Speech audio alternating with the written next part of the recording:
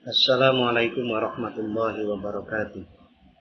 Saudara-saudari yang saya hormati, Alhamdulillah wassalatu wassalamu ala Rasulillah wa la haula wa la quwwata illa billah wa ba'da. Rabbi shrah li sadri wa yassir li amri wahlul 'uqdatam min lisani yafqahu qawli. Rabbi zidni ilma warzuqni fahma ya rabbal alamin. Pada kesempatan terakhir sebelum UTS, ujian tengah semester ini, kita akan melanjutkan materi yang ketujuh, yaitu tentang domain pengelolaan dalam teknologi pendidikan.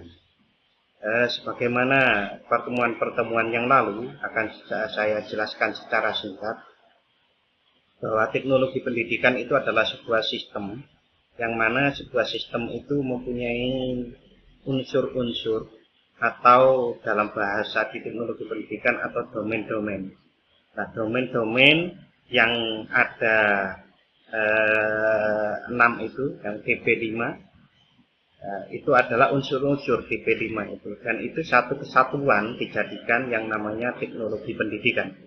Oleh karenanya, sungguh sangat berbeda antara teknologi pendidikan dengan media pembelajaran atau sumber belajar saja. Karena sumber belajar maupun media pembelajaran itu pada dasarnya adalah aplikasi dari teknologi pendidikan yang sebagian aplikasi, bukan keseluruhan. Teknologi pendidikan itu bisa menghasilkan yang namanya kurikulum, bahkan program pelatihan, program studi, itu adalah hasil dari teknologi pendidikan diantaranya. Oleh karenanya jangan dipersempit makna teknologi pendidikan itu sebagai satu media pembelajaran. Walaupun itu media modern maupun klasik, itu adalah hanya bagian kecil dari yang namanya teknologi pendidikan. Oke, pada kesempatan kali ini akan saya jelaskan secara terrinci sebagaimana pertemuan-pertemuan sebelumnya.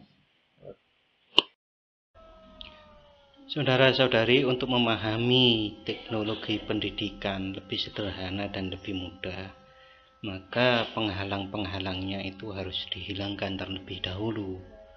Seperti bahwa mindset bahwa teknologi pendidikan adalah media pembelajaran yang modern itu harus dihilangkan.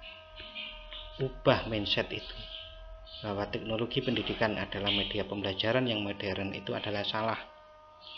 Teknologi pendidikan itu adalah sebuah sistem besar dengan tujuan utamanya mengefektifkan pendidikan, yang di dalamnya ada program seperti training remaja efektif tadi, ada kurikulum, ada media, ada model, ada strategi, ada sistem evaluasi, dan lain-lain. Sekali lagi, inti teknologi pendidikan itu adalah mengefektifkan pendidikan. Jadi untuk menyelesaikan problem-problem di dalam pendidikan itu. Ataupun kalaupun tidak menyelesaikan dari problem-problem pendidikan, itu adalah mengurangi masalah. Oke, kita lanjut pada domain pengelolaan dalam sistem teknologi pendidikan. Untuk pertemuan hari ini, pertemuan terakhir sebelum UTS nanti. Oke, pengertian dari pengelolaan dalam sistem teknologi pendidikan adalah sistem berpikir secara lebih luas mengenai proses manajemen dalam pengembangan pembelajaran dan sistem pembelajaran dan sistem pembelajaran berbasis teknologi. Sekali lagi, Anda membaca teknologi bukan dibayangkan sebagai satu alat, satu media yang modern, tapi sistem berpikir. Jadi setelah kita kemarin mempelajari domain desain, di mana domain desain itu adalah merancang dengan komprehensif, lalu domain pengembangan dibuat produknya, dari rancangan ini dibuat produknya, lalu kemudian bagaimana mempromosikan dan aturan penggunaannya. Nah, berikutnya ini adalah pengelolaan. Pengelolaan adalah kegiatan perencanaan, koordinasi, pengorganisasian. Koordinasi dengan pengorganisasian ini sendiri adalah istilah yang lain. Lalu kemudian dan pengawasan sumber daya, informasi, dan sistem pengiriman dalam konteks pengelolaan desain pembelajaran. Contoh, saat kurikulum 2013 kemarin menjadi satu kebijakan, maka ada pengelolaan proyek. Bagaimana proyek sosialisasi kurikulum 2013. Bagaimana ada juga proyek workshop untuk membuat RPP dari kurikulum 13 itu. Itu adalah sebuah kegiatan-kegiatan di dalam teknologi pendidikan. Saudara-saudari, berikutnya kita jelaskan lebih terinci lagi dengan contoh-contohnya. Jadi pengelolaan dalam teknologi pendidikan akan mendukung pembelajaran di sekolah, perguruan tinggi, dan mendukung kelancaran penggunaan dan pendistribusian media dari pusat pendidikan, kegiatan sekolah maupun pembelajaran lainnya di pondok pesantren, di masjid maupun di masyarakat. Contohnya ini adalah UT. UT ini adalah salah satu contoh dari pengelolaan dari teknologi pendidikan. Lalu ini ada Garuda Ristek Brin, ini berisi penyampaian, pendistribusian dari konten-konten dari jurnal. Di dalam domain pengelolaan ini ada 4 subdomain, yaitu pengelolaan proyek, pengelolaan sumber daya, pengelolaan kinerja orang yang kita kenal dengan manajemen, lalu pengelolaan program. Kita bahas satu persatu lebih terinci. Apa itu pengelolaan proyek? Pengelolaan proyek dipraktekkan untuk memastikan bahwa suatu proyek dapat mencapai suatu hasil tertentu, selesai tepat waktu, sesuai anggaran yang ditentukan, dan spesifikasi-spesifikasi yang disepakati bersama. Mengelola proyek akan menghasilkan manfaat seperti menghemat sumber daya organisasi. Ya, sesuatu yang direncanakan dengan sesuatu yang tidak direncanakan itu akan lain. Juga akan meningkatkan produktivitas. Karena direncanakan akan lebih efektif, lalu akan meningkatkan produktivitas. Dan meningkatkan kemungkinan bahwa proyek akan berhasil. Bahasanya meningkatkan kemungkinan.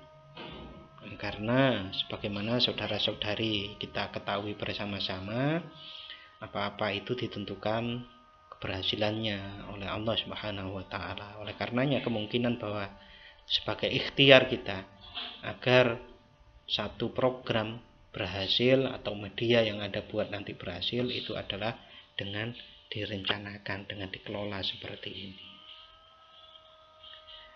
Fungsi pengelolaan proyek dalam teknologi pendidikan ini paling tidak ada 4. Sebagaimana saya kutip dari jurnal yang diterbitkan di Universitas Diponegoro.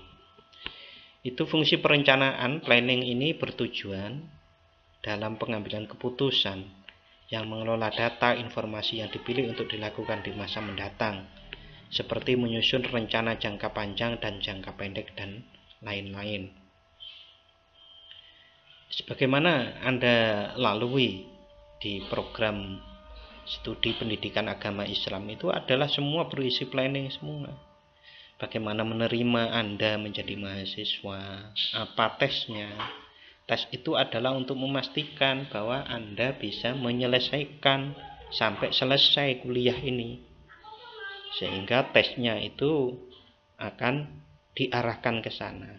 Tentu orang-orang yang tidak mempunyai kompetensi akademik atau katakanlah kecerdasan akademik yang cukup akan ditolak untuk masuk prodi pendidikan agama Islam. Karena dengan kompetensi akademik yang dimiliki mungkin akan yang rendah, mungkin untuk menyelesaikan dari kuliah ini tidak selesai. Yang kedua adalah fungsi organisasi atau organizing, yaitu pertujuan untuk mempersatukan kumpulan kegiatan manusia yang memiliki aktivitas masing-masing dan saling berhubungan dan berinteraksi dengan lingkungannya dalam rangka mencapai tujuan organisasi, seperti menyusun ruang lingkup, aktivitas, dan lain-lain. Contoh kecil, kalau Anda membuat satu program pengajian dalam meningkatkan kemampuan baca tulis Al-Quran di masjid, maka kita bisa mempersatukan kumpulan kegiatan manusia ini. Bagaimana memanajemen dari orang-orang yang terlibat di masjid itu untuk saling berhubungan lalu bersepakat, yang mampu untuk mengajar membaca, mengajar membaca, yang menulis yang mampu dananya membantu dengan sumber dananya, dan yang lain-lainnya. Itu adalah seperti fungsi organisasi ini. Oleh karenanya di awal perkuliahan dahulu saya pernah menanya setiap saudara-saudari itu cita-citanya apa.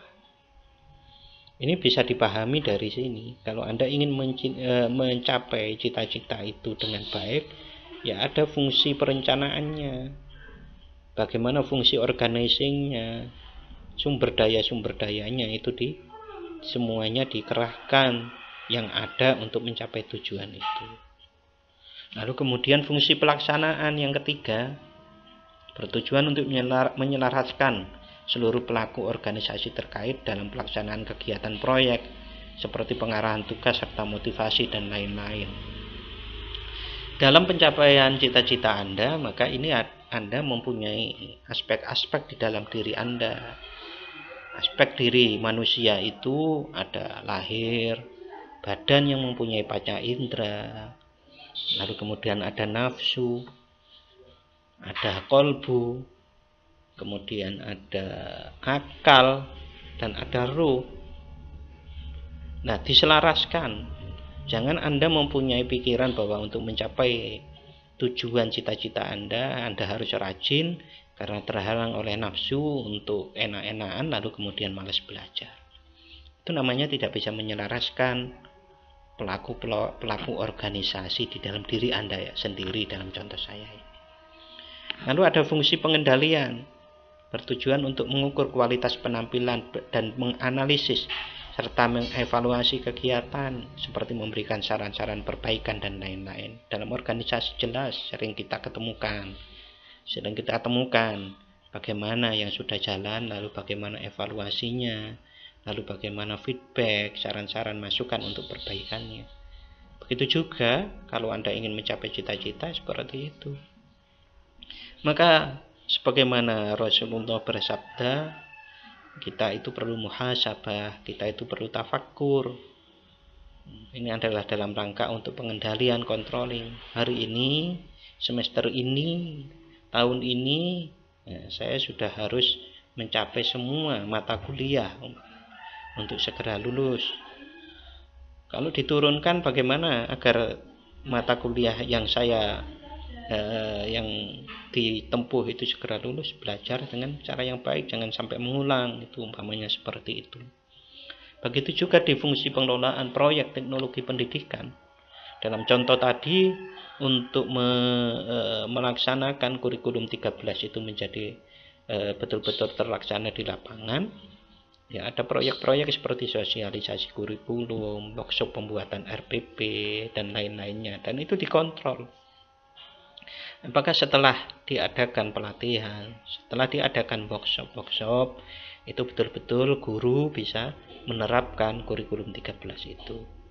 Kalau masih kurang, ternyata guru-guru mempunyai kesulitan untuk membuat RPP, umpamanya menerjemahkan KI1 spiritualitas di dalam semua mata pelajaran, itu kesulitan.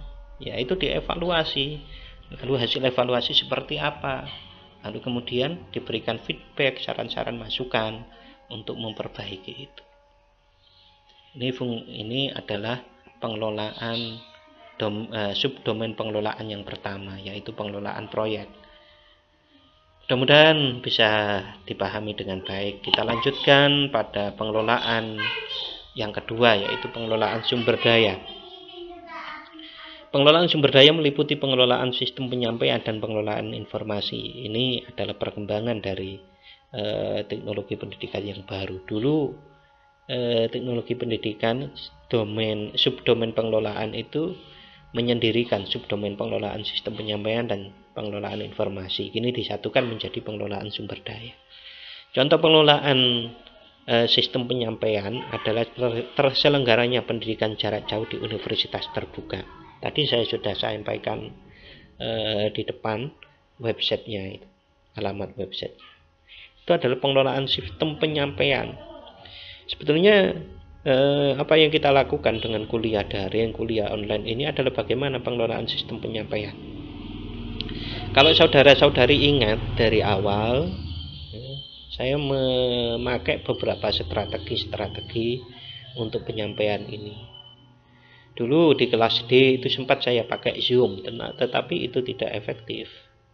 Lalu kemudian saya mencoba membuat satu desain kuliah konsentrasi tinggi, karena saya melihat indikator-indikator bahwa saudara-saudari terlalu banyak bahasa Jawanya itu tolah-toleh di dalam pembelajaran itu, sehingga tidak fokus.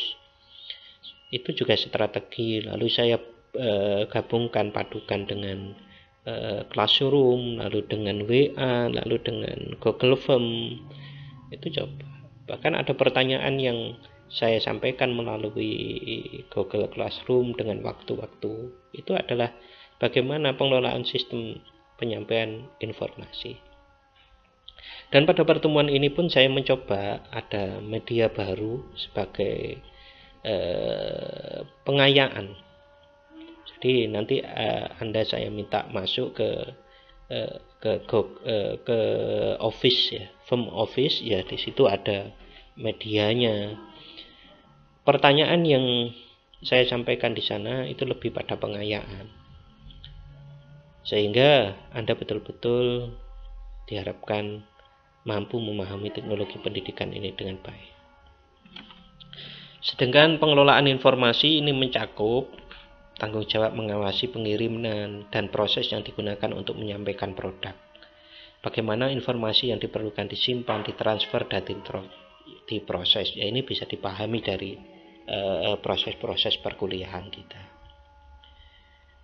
Saudara-saudari, lebih lanjut bahwa sumber daya adalah suatu nilai potensi yang dimiliki oleh suatu materi atau unsur tertentu dalam kehidupan.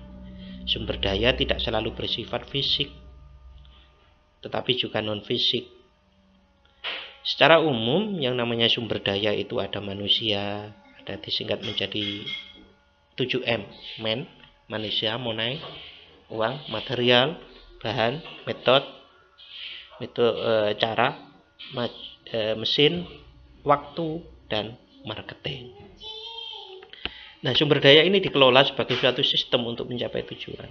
Ya, contohnya ada di belajar Kemdikbud.go.id. Saudara-saudari, kemarin saya menjawab pertanyaan Anda, banyak yang saya minta untuk membuka ini. Tapi kemarin saya tulis salah, Kemendikbud. Ya, yang benar adalah belajar Kemdikbud.go.id. Oke, ini semua sumber daya itu dikelola sebagai satu sistem. Apa sih sistem itu? Sistem itu adalah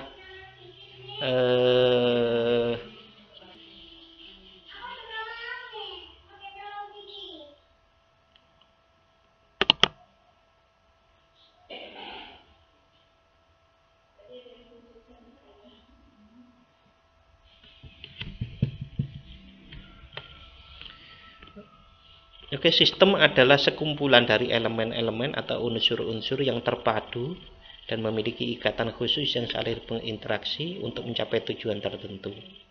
Sistem adalah bagian-bagian yang beroperasi bersama-sama untuk mencapai tujuan.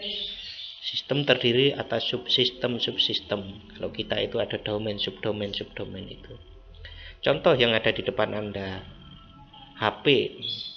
HP itu kan ada sistem layarnya sendiri, sebuah sistem. Penerima sinyalnya adalah sistem. Lalu baterainya itu adalah sebuah sistem. Nah, ini itu disatukan menjadi semua kumpulan dari sistem-sistem kecil atau subsistem itu menjadi sistem besar. Begitu juga alam semesta ini, saudara-saudari, sebetulnya adalah sebuah sistem. Gerakan sistem yang digerakkan, yang diciptakan oleh Allah Subhanahu wa Ta'ala. Termasuk diri kita itu adalah sistem. Ada sistem pencernaan, sistem berpikir, dan yang lain-lain. Oke, sistem adalah subsistem yang saling berinteraksi secara sinergi untuk mencapai tujuan secara efektif dan efisien. Sistem adalah subsistem yang saling berinteraksi, berkorelasi, berhubungan, dan berdependensi. Dependensi itu adalah yang saling bergantung satu dengan yang lainnya, yang membentuk suatu kesatuan utuh. Melebihi jika subsistem bekerja sendiri-sendiri atau disebut secara sinergi. Nah, tentu kalau sistem dari HP itu hanya baterainya saja, ya tidak menjadi disebut HP. Begitu juga sistem layarnya itu, kalau hanya layarnya sendiri juga tidak bisa disebut HP, tapi sendiri-sendiri.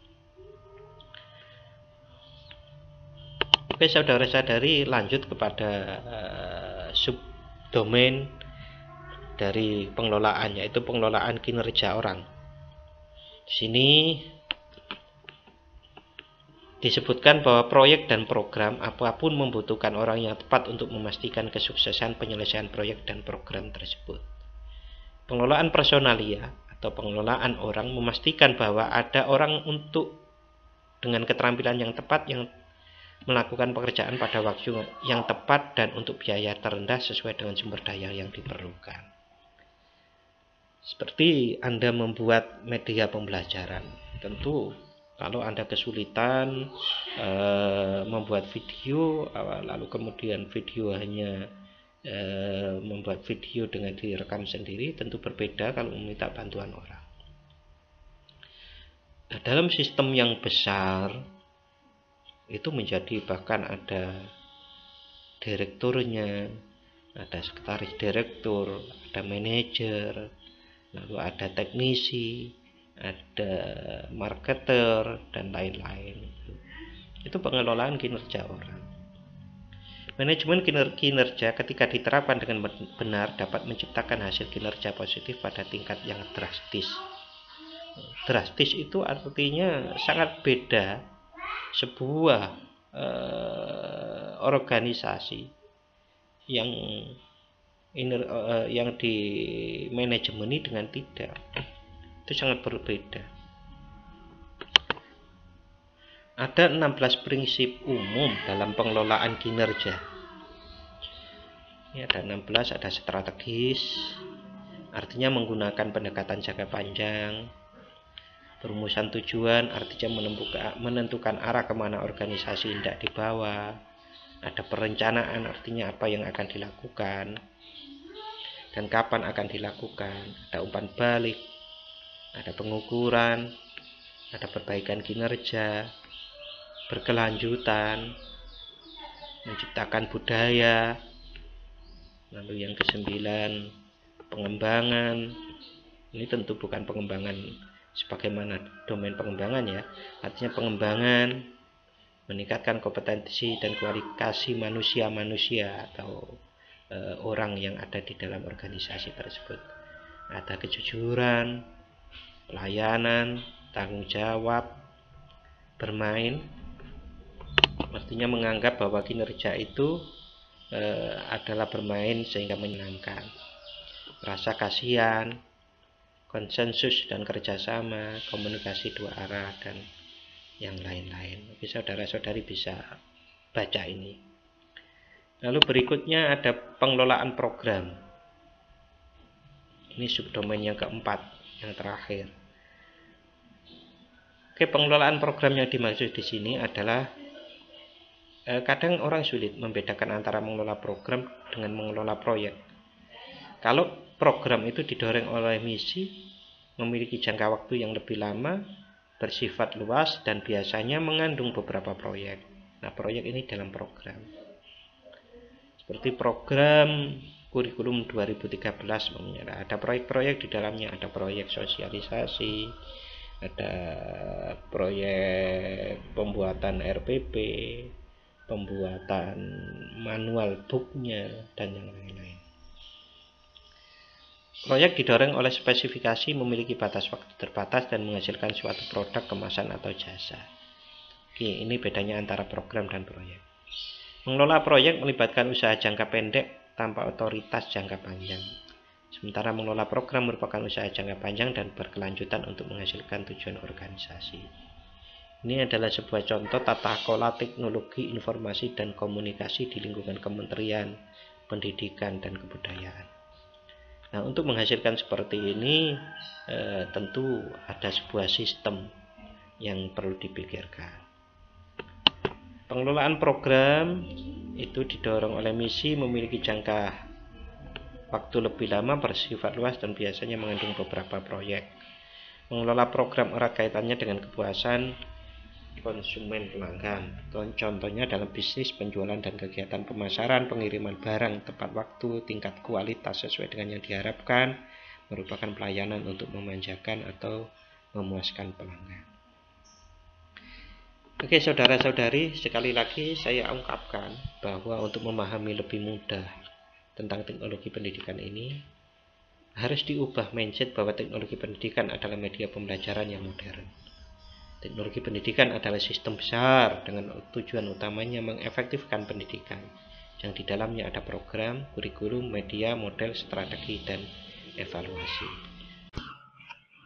Alhamdulillah, terima kasih sudah mengikuti pembelajaran ini dengan baik.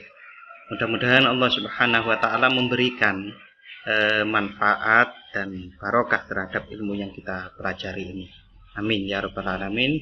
Kita tutup dengan membaca alhamdulillah. Alhamdulillahirabbil alamin.